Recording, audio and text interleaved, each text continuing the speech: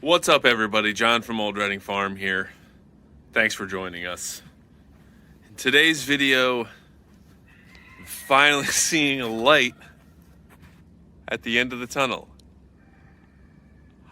Oh, man. And it is. So both Catherine and I are very tired. Ooh. So we have been going through some stuff, man. And I'm not going to get into it because it's just too much stuff. But between that and now, so Catherine is starting day 2 of her every day through basically December 23rd craft shows.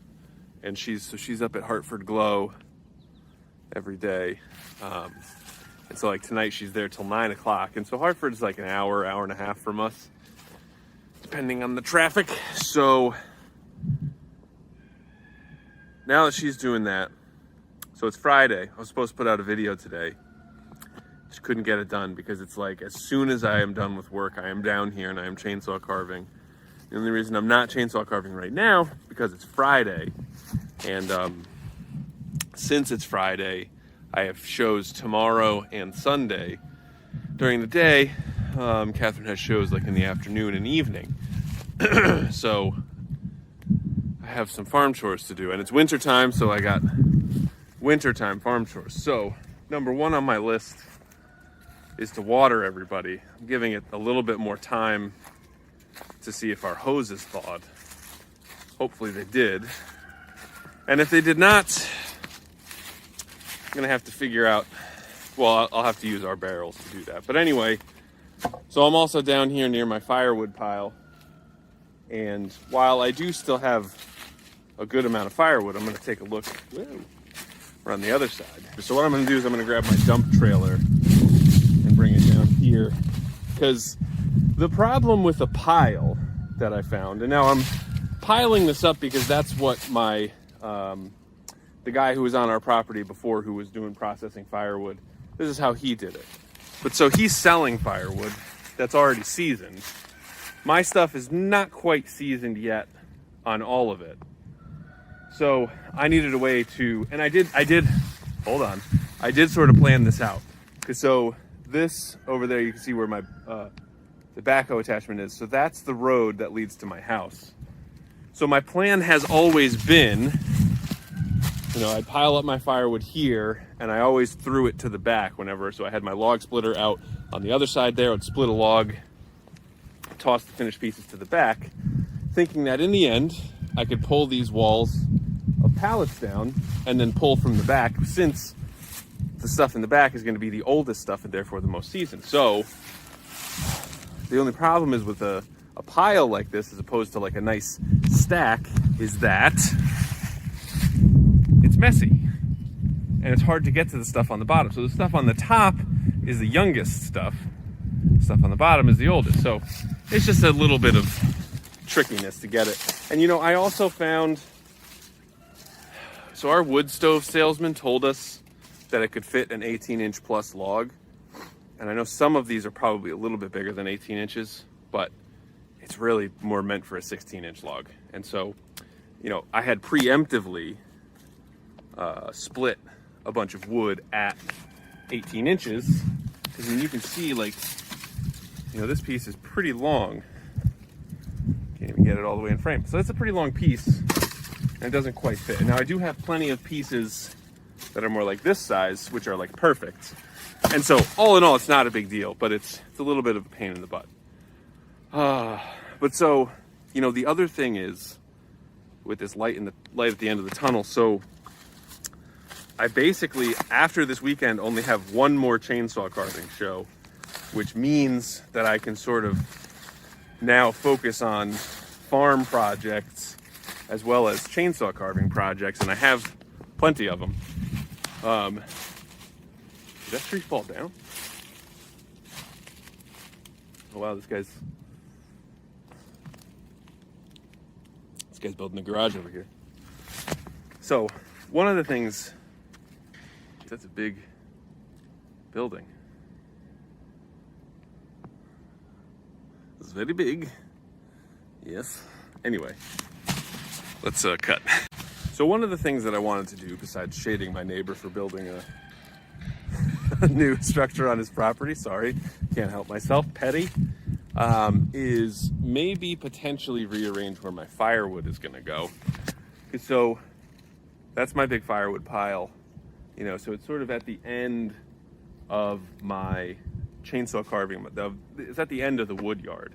And so I'm looking at, so this is my chainsaw carving shed.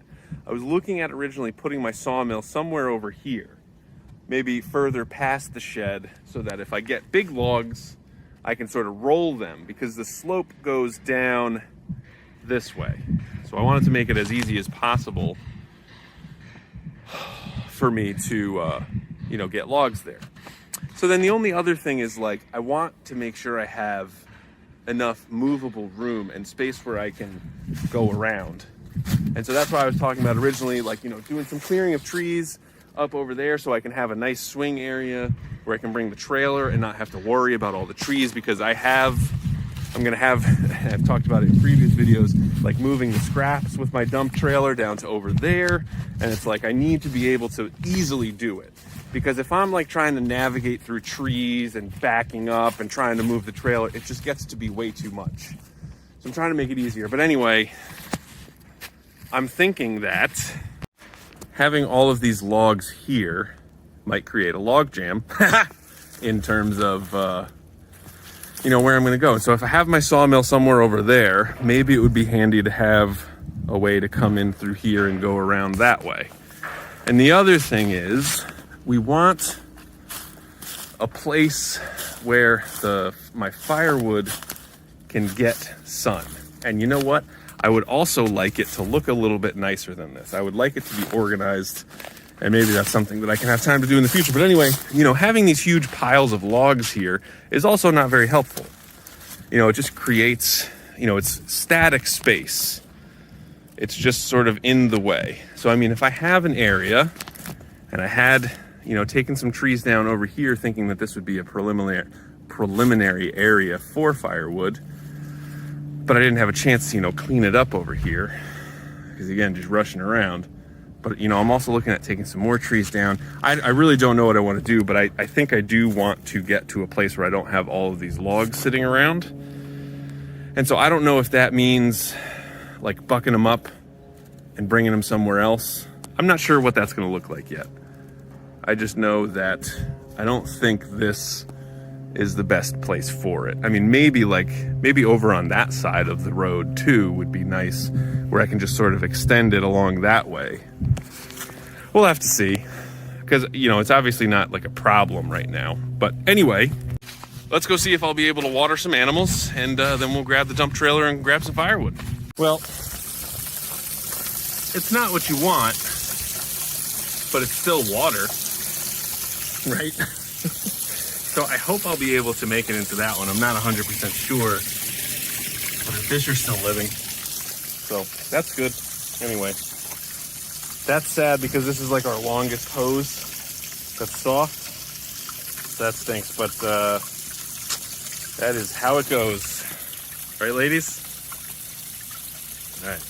Now, the only issue with this dump trailer, and it's not really an issue, but it's just that this takes a 2 5/16 inch ball, and the one that I have on my usual trailer is a 2-inch ball. So the other two trailers that I have are 2-inch, and then the other problem is on this truck I need a 2-inch drop to get to my other trailers, and actually probably more for the little trailer, but so I need a 2-inch drop for my horse trailer, which is what I use most of the time.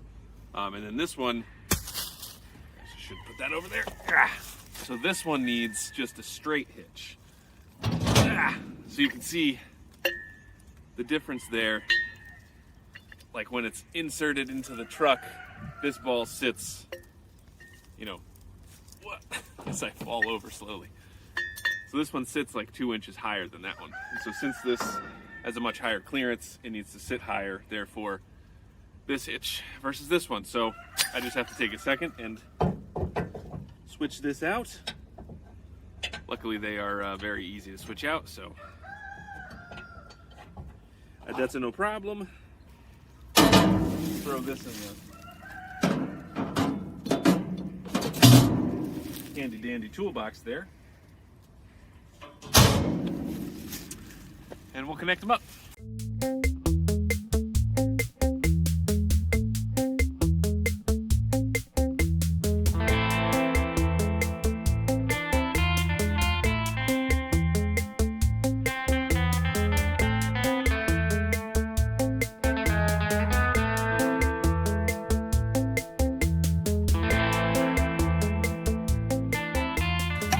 Can never just be easy, right? So it's a bit of a pain in the neck to get on, but that's just because it's all divots and stuff here where I'm at.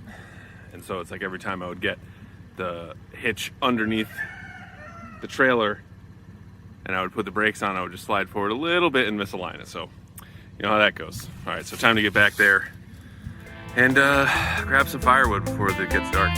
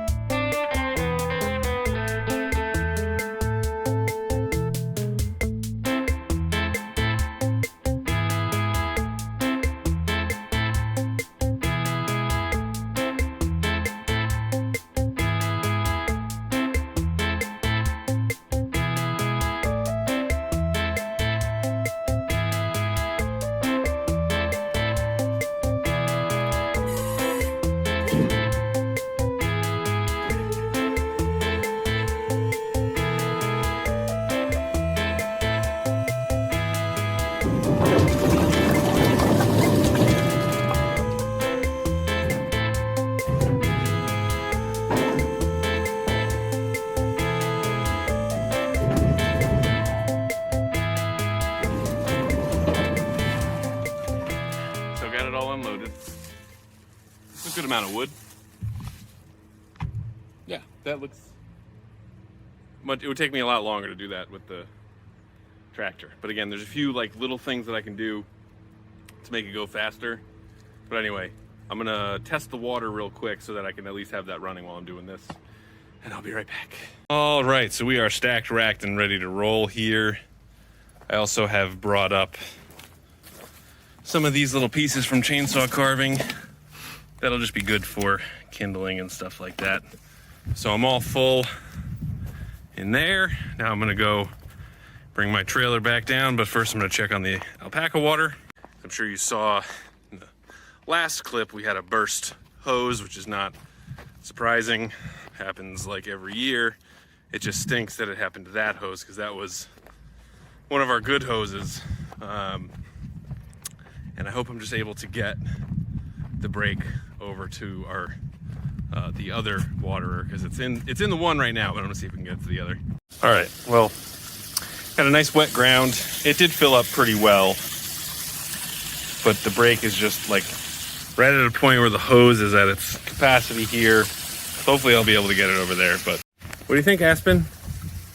Stupid hoses, huh? Look how cute you are. Is that your mom? Hi, Maple. How you doing, Maple? Look how cute you are. Look at that little face. You're so fluffy. All right, guys, well, I think that's gonna do it for this video. Does that work? Little sunglasses? Ah. All right, guys, thank you so much for watching, and I'll see you next time.